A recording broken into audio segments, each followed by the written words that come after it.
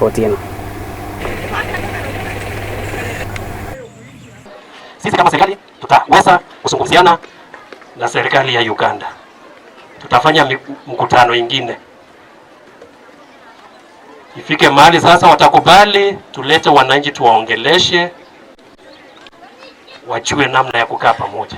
Ile peace committees nafikiri tutaenda kuona namna wataweza kukutana kwa border.